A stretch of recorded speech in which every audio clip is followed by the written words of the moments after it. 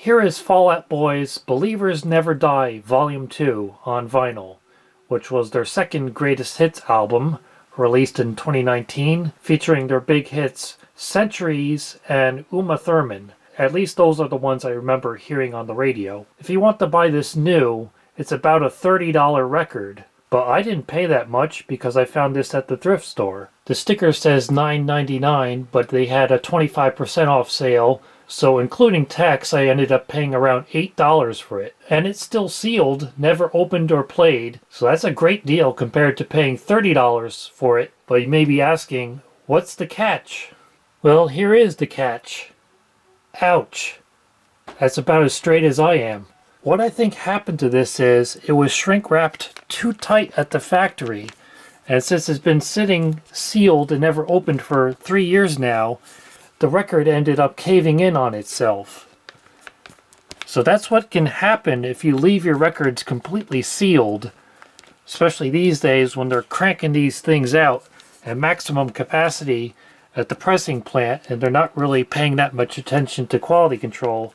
So this may have been already a slightly warped record even before they shrink wrapped it, and once they put this shrink wrap on it and they made it too tight, it just caved in on itself. This record may have also been exposed to heat or direct sunlight, which would have caused any existing warp to become much worse. So I'm not sure if this thing is even going to be playable once I open it. It's probably going to end up looking like a potato chip. And trying to put a book on this or something to try to flatten it out isn't going to help, at least if it's still sealed, because the shrink wrap is fighting against me.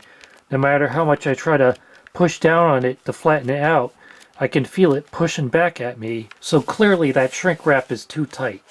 This also often happens with vintage video games and computer software boxes. Serious collectors want to keep them sealed because they're worth much more that way compared to open boxes. But over time the shrink wrap shrinks and slowly crushes and collapses the box contained within it. So eventually they'll have to weigh whether keeping it sealed is worth the risk of damaging the box itself compared to opening the seal and preventing any further damage to the packaging from occurring. Some formulations of shrink film can continue to shrink over many years, especially if stored in warmer conditions.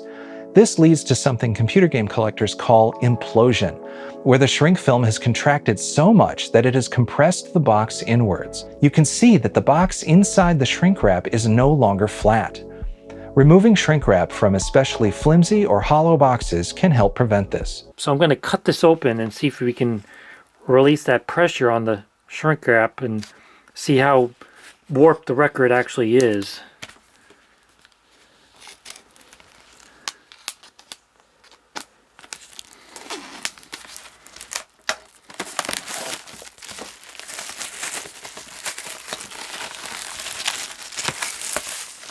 Okay, shrink wrap is gone.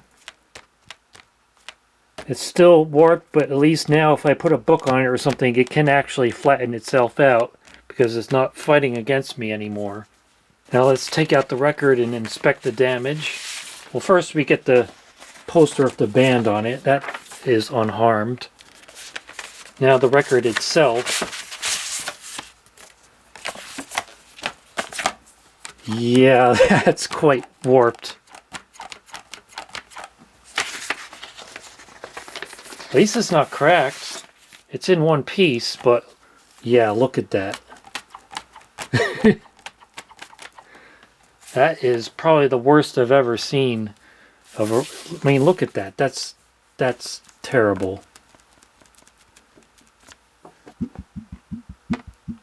If you try to flex it, you get that nice oil can sound. I'm not even going to try to play this on any of my good turntables, so I brought out my trusty ATL-P60X, connected to a little battery-powered speaker. And yeah, you can see the problem. The center of it is barely even clearing the center spindle. So here we go.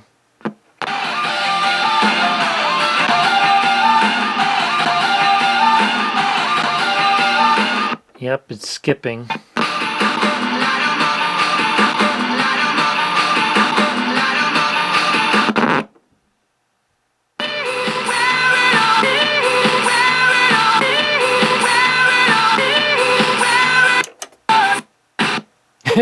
Even with the tone arm raised, it's still playing part of it.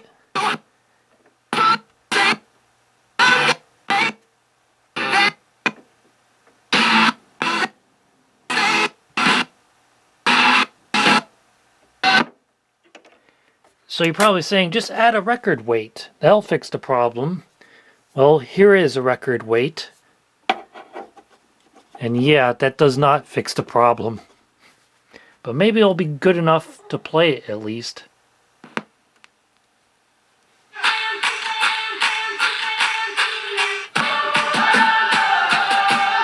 Hey, it's not skipping.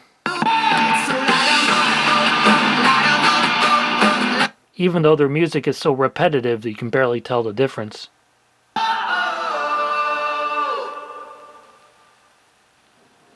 Doesn't sound like it has that much surface noise.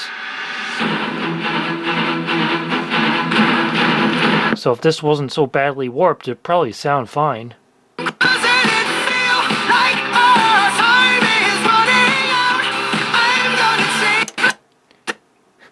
Even with the weight on it, if I raise it up, it still touches.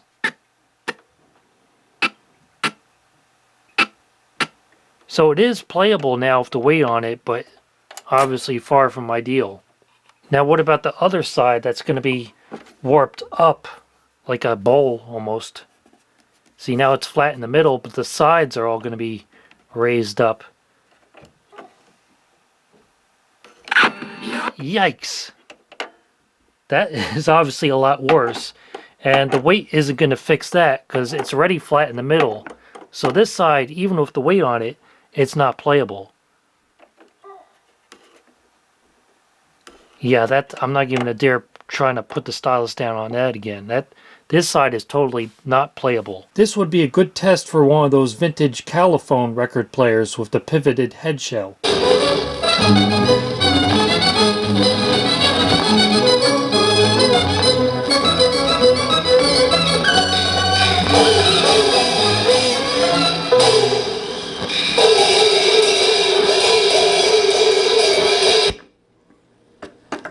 But enough of Chinese opera. So that's just your quick lesson not to keep your records sealed in the shrink wrap for 3 years unless you want to have them end up looking like this. This also brings to mind a confounding problem some people have where they go to play a record and one side of it sounds perfectly fine,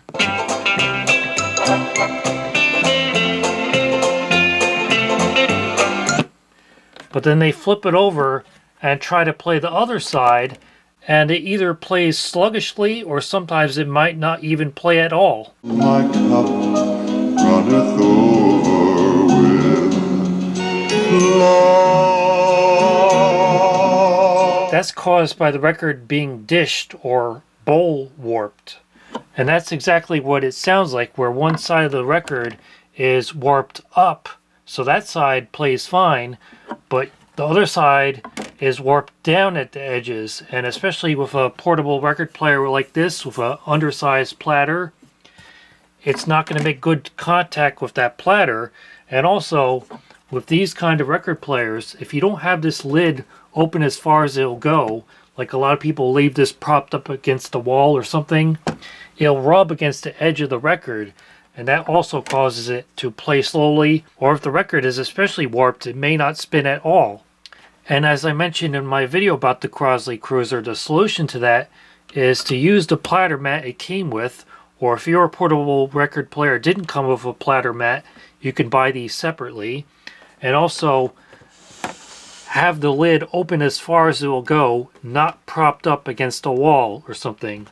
And now the record will play fine, even on the side that's warped down. My cup runneth over with love. To flatten this record, I'm not going to try any of the more risky techniques like putting it between 2 sheets of glass and baking it in the oven. I'm just going to leave some heavy books stacked on it for a year or whenever I think of coming back to it and see if that has helped. It's the easiest and least risky solution, but obviously the slowest. Hopefully it won't take centuries to flatten out this record. Yeah, I think I'll leave the corny jokes to technology connections from now on.